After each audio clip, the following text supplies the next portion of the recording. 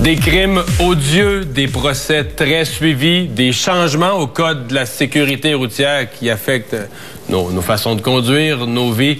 On en parle de ces affaires judiciaires et policières avec Robert Poetti ce midi. Bonjour Robert. Bonjour Mario. Une année quand même de grands procès, des crimes qui ont touché les gens beaucoup au cœur. Et le premier, probablement celui qui a le plus fait réagir, le procès de Guy Turcotte. La famille parfaite, le cardiologue, père de famille, deux beaux petits-enfants.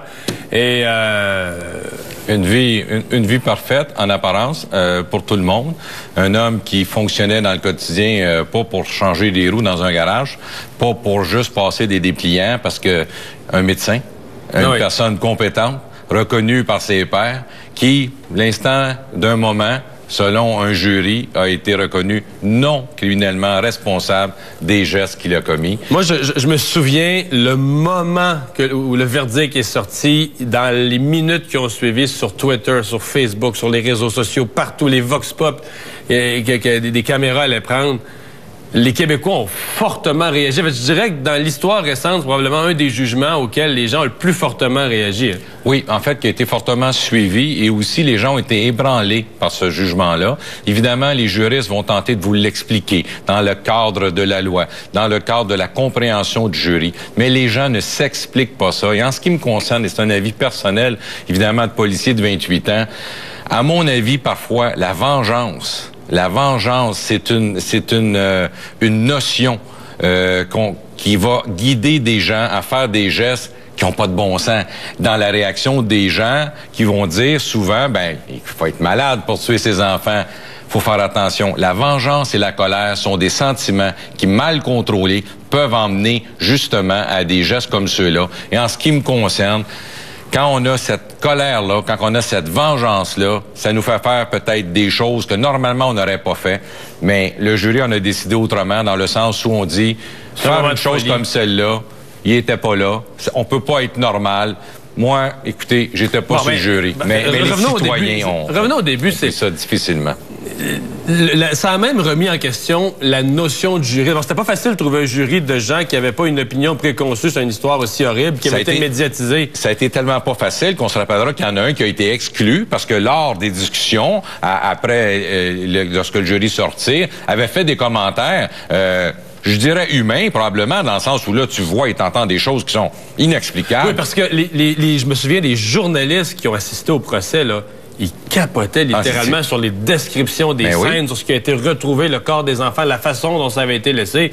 Les journalistes, et ça n'a pas été diffusé au public, les journalistes étaient estomaqués parce qu'ils avaient entendu et vu. Et un des jurys qui, lui, a fait des commentaires sur le fait que ce gars-là, ça n'a pas de bon sens, puis le procès n'étant pas fini, laissant sous-entendre qu'il avait une idée déjà faite, a été exclu. Mais un des jurys qui est allé dire, écoutez, là, nous, on n'aime pas ça, il semble pas neutre.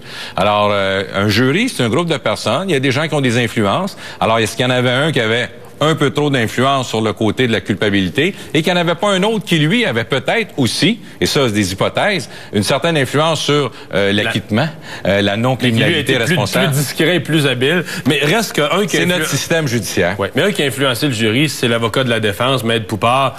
Il est sorti dans cette histoire-là comme une sorte de génie du droit, certainement. Là. Le droit, c'est une profession. Notre système judiciaire, il est construit en fonction d'un seul doute raisonnable. Et dans ce cas-ci, il est clair que le jury est allé avec la thèse. Et les gens s'étaient étonnés de 2 ou 3 heures de plaidoirie de la défense, une vingtaine de minutes de la couronne, en étant convaincus de son dossier. Malheureusement, c'est pas ce que les jurys ont décidé. Et il faut accepter ça. C'est une décision difficile. Maintenant, à suivre, ce qui est un peu intéressant, c'est ce qui se passe maintenant. Combien de temps il va rester, guillemets, encadré? On peut pas parler de détenu, mais encadré. Aujourd'hui, il est toujours encadré à Pinel. Toujours encadré à Pinel pour une année. Une réévaluation psychiatrique de l'individu. Ça semble pas que les premiers résultats étaient très positifs. On le verra combien de temps tout ça, combien de temps ça vaut. Mais ça m'embête. Soyons sérieux, Robert, il fera pas 25 ans à Pinel. J'en serais très surpris. Mais le temps nous le dira. J'en serais très surpris. Ça a blessé les citoyens canadiens, ça a blessé l'ensemble des Québécois, un jugement comme celui-là. Mais il faut aussi comprendre notre système de justice. Les avocats ont fait leur travail. Et dans ce cas-ci, le jury a déterminé qu'il était non criminellement responsable. Pas facile à accepter pour la conjointe non plus. Moi, je pense qu'un jour, il faut faire son deuil aussi, parce qu'il faut accepter notre système judiciaire. J'y crois, mon système judiciaire. Je suis en désaccord personnellement avec ce jugement-là, mais je suis obligé de l'accepter parce que dans ce cas-ci, ça fait pas mon affaire. Mais est-ce qu'on va le changer à chaque fois que ça fait pas l'affaire de quelqu'un? C'est pas le cas. Natacha Cournoyer, un événement qui est arrivé en 2009, le procès de Claude Larouche a eu lieu ce printemps. Ça a soulevé encore là toutes sortes de questions. Ce gars-là qui était en liberté, qui était un agresseur potentiel, qui avait rien que ça dans la tête d'après ce qu'on comprend. Il avait déjà commis des actes, il avait fait une tentative d'enlèvement d'une jeune fille dans la région de Trois-Rivières. Il n'était pas identifié comme un prédateur sexuel. Il y a eu de l'information, mais ce qui a sauvé, par contre, évidemment, son dossier criminel, donc c'est les preuves d'ADN qui ont conduit les policiers directement à Claude Larouche, un voisin comme vous en avez peut-être dans un secteur normal qui représentait pas en apparence un danger. La science a été extraordinaire. Tu dis ça, puis à chaque fois qu'il y a un vox pop chez des voisins, on dit ça. Mais tu sais, il n'y a personne qui affiche sa porte de maison, prédateur sexuel, capoté, tueur en puissance. Non, mais les voisins de Rénal Desjardins, les voisins de certaines des gens de la mafia, quand vous étiez à l'époque pas très loin du bunker des bunker des Hells, ouais, c'est leur mais ce gars-là, en apparence, ne représentait pas une crainte, mais la beauté de ça, minimalement, c'est que les policiers, grâce à la science, ont pu l'épingler. Donc, un meurtre prémédité, coupable, sentence à vie, donc 25 ans minimum. Puis on a appris dans le procès ou avant qu'il y avait, dans la même période de temps, la veille ou le jour même, il avait essayé de l'agresser un autre. C'est ça, attaquer d'autres personnes, donc un prédateur sexuel dangereux. Ça s'est terminé malheureusement par un meurtre. Heureusement, aujourd'hui, il est en dedans. Pour 25 ans, un crime crapuleux. Les policiers ont travaillé fort, mais c'est la technologie, la science qui a permis d'enlever ce dangereux criminel de la rue. Autre événement de 2009 qui rebondit présentement, un procès qui est suspendu pour le temps des fêtes qui reprend après, la famille Chafia. Là, on change de catégorie, on est sur une autre planète. Ça amène toute la notion de crime d'honneur. La police n'est pas tellement habituée à travailler avec ce genre de concept-là. Pour moi, c'est des crimes d'horreur. Pour moi, ça n'existe pas. Je ne dis pas ce terme-là. Je veux pas être ironique. C'est horrifiant ce qui s'est passé.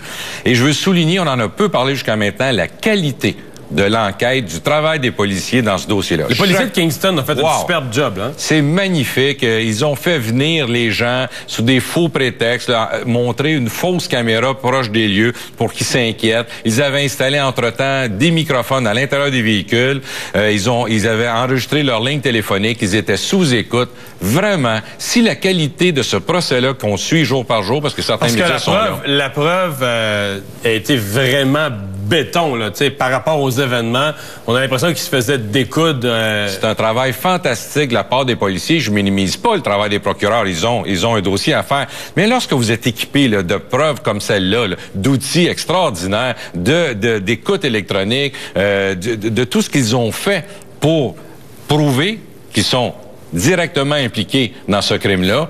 Ça fait longtemps que j'ai pas vu une enquête policière de cette qualité-là et je suis un peu mitigé dans mon prochain propos, c'est-à-dire que d'en savoir autant, c'est intéressant pour les citoyens en disant « wow, les policiers ont fait ci, ont fait ça », mais en même temps, ça brûle aussi des méthodes d'enquête des policiers. Futur. Et en ce qui me concerne, on devrait même pas pouvoir voir les interrogatoires. S'il y a des techniques d'enquête, alors si vous êtes un criminel en puissance, si vous avez 2 minutes d'intelligence, vous regardez comment que ça se passe, vous regardez ces choses-là. Je trouve qu'on va peut-être un peu trop loin dans la diffusion des méthodes d'enquête des policiers. Maintenant, il faut saluer le travail fantastique. Le verdict n'est pas encore rendu, mais je suis confiant, et encore une fois, c'est une opinion personnelle, de la culpabilité évidemment du père Chafia, de la complicité de son fils et évidemment de sa conjointe. C'est personnel, le temps nous le dira, on verra, je ne sais pas, mais le travail des policiers est à noter dans ce dossier-là. Je reste marqué, moi, quand même, par le fait qu'à travers le procès, on a découvert que chez nous, au Québec, il y a des jeunes qui ont une vie. Tu sais, c'est la fois, ces jeunes filles-là avaient comme une espèce de une double vie. Ils vivaient à l'école avec des amis, la musique moderne, la mode, ce qui est au goût de leurs amis puis au goût d'une fille de cet âge-là. Puis arrivent à la maison puis sont comme dans un autre pays avec des règles de vie, une sévérité qui n'existe pas ici.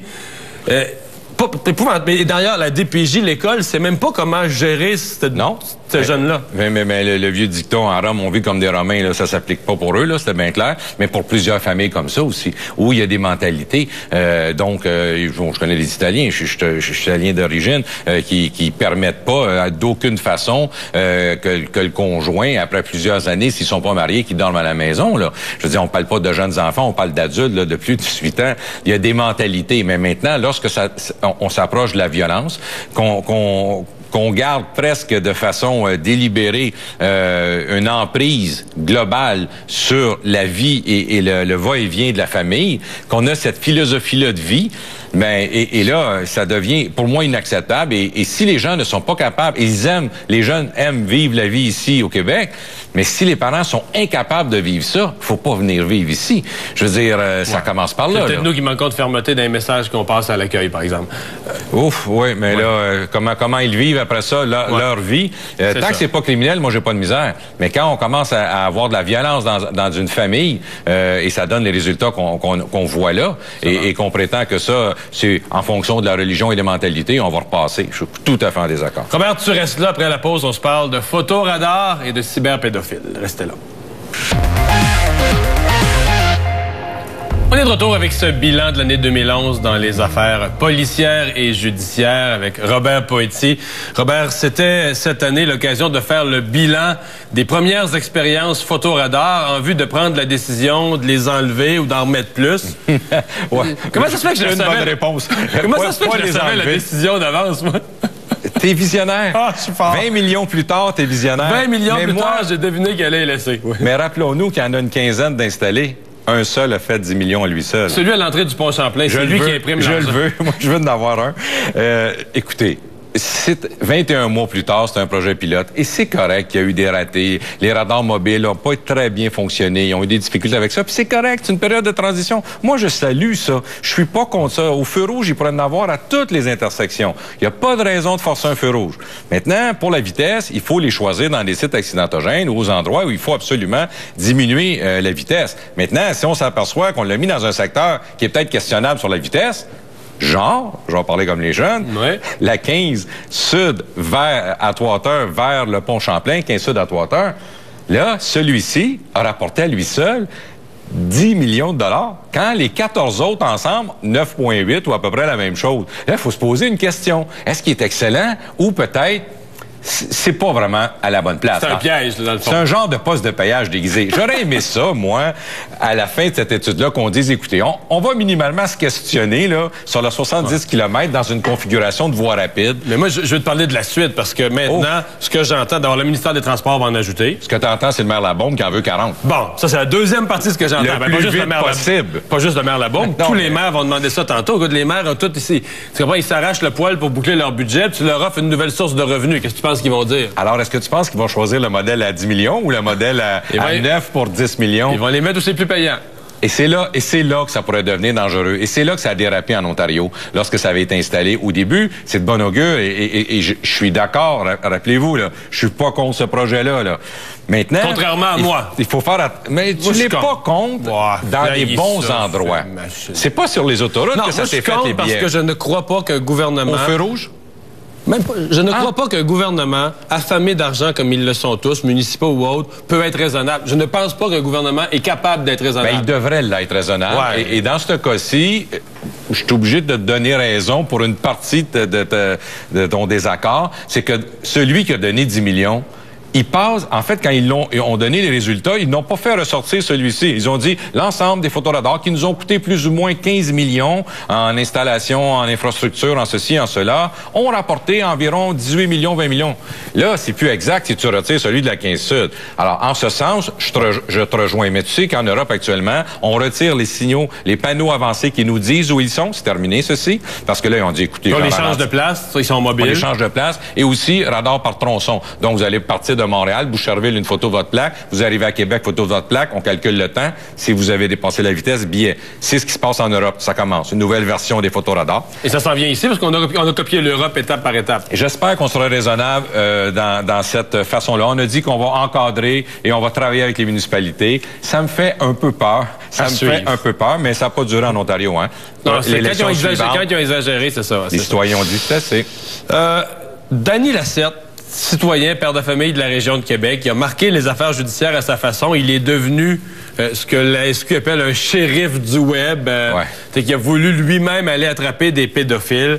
La police, encore très récemment, toute fin d'année, a dit à ces gens-là, arrêtez ça, on n'en veut plus de shérif du web, vous n'êtes pas équipés, vous connaissez pas les méthodes d'enquête. Avec une insigne en plastique, là, je veux dire, c'est une badge de shérif en plastique. Mais l'idée, on comprend, on a tous compris le point, et on se posait la question, mais comment se fait-il que les policiers sont pas capables de faire ça? Ils n'ont pas le droit. Il y a des juristes... Mais ça, Robert, on t'entend dire ça, puis mais c'est la vérité. Non, mais quand tu as dit ça la dernière fois à l'émission, on a reçu des courriels, les gens se disent, mais ça se fait que les policiers n'ont pas le droit de mettre une ligne à l'eau avec un verre pour attraper un pédophile. Mais parce qu'il y a un panneau, un juge qui est dessus, qui a dit interdiction de pêcher pour les policiers ici. C'est-à-dire que si vous savez où est le poisson, tire-les dessus, pogne-les, puis sors-les de l'eau. T'as pas le droit de mettre la ligne à l'eau. En fait, c'est-à-dire que de façon aléatoire, d'aller sur le net pour regarder ça, on peut pas faire. On n'a pas le droit de faire ça. Il y a eu 2 causes qui se sont perdues. Dès qu'on va arriver à cour avec ça, c'est terminé. Il faut qu'un policier réponde à une plainte ou qu'il y a une raison de croire que monsieur un tel ou madame une telle... Ce que monsieur Lacerte a fait, lui a donné des noms aux policiers en disant, voici, regardez, lui et lui.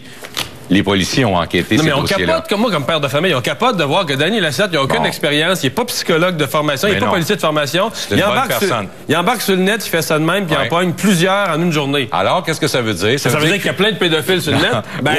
Oui. Ce que ça veut dire, c'est qu'il faut changer les lois. Il faut que les hommes politiques décident que cette façon-là de faire pour les policiers soit permise, qu'on crée un bureau spécialisé et qu'on investisse beaucoup d'argent. On nous dit qu'on le fait, là, que ça commence. Là, oui, 10 millions dans ce domaine-là, c'est pas grand-chose. Alors, il faut vraiment, si ça devient une priorité, parce que je crois que la sécurité de nos enfants doit être une priorité, il faut investir là, et il n'y a pas un citoyen qui va se plaindre de ces dépenses-là. Je comprends. Ça, il faut que les lois changent pour aider les flics à faire leur travail. On n'a pas d'autre façon de le faire. Les flics peuvent pas, les policiers peuvent pas travailler illégalement. Donc, les jurisprudences-là sont pas connues. C'est pour ça que j'en ai parlé. Je vois le temps qui nous fait entre les doigts. En quelques secondes, fusillade sur la rue Sainte-Catherine, un employé d'hôpital qui s'en allait faire de l'entretien, qui n'a pas rapport. 2 victimes, en fait. 2 victimes. Un qui avait un couteau dans les mains, qui était un itinérant. C'est ça, incontrôlable, coup de feu, 2 décès. Ce que ça a fait, depuis longtemps, il y a des gens qui mettent en question l'intégrité des enquêtes policières. L'enquête sur la police, c'est ça. Bon. Moi, je doute pas de l'intégrité des policiers, mais ça fait tellement longtemps qu'on soulève ce point-là. Il était temps que le gouvernement prenne une action. Ils ont créé un bureau privé de la surveillance des citoyens. Donc, il y a un commissaire qui vont suivre les enquêtes, ils vont être présents, et s'ils le voient, ils vont avoir accès à tout. Et s'ils ont une perception, une impression qu'il y a quelque chose qui est pas complètement intègre, un téléphone, le corps policier va être retiré. Donc, les gens seront peut-être rassurés d'avoir des témoins indépendants pour suivre les enquêtes policières. Et je te préviens que dans les mois qui vont suivre, les gens qui vont suivre les enquêtes policières, des citoyens qui n'ont aucune formation dans ce domaine-là, vont trouver le travail assez difficile. Oui, parce qu'il faut comprendre ce qui se fait. Merci beaucoup, Robert, d'avoir été avec nous pour cette revue.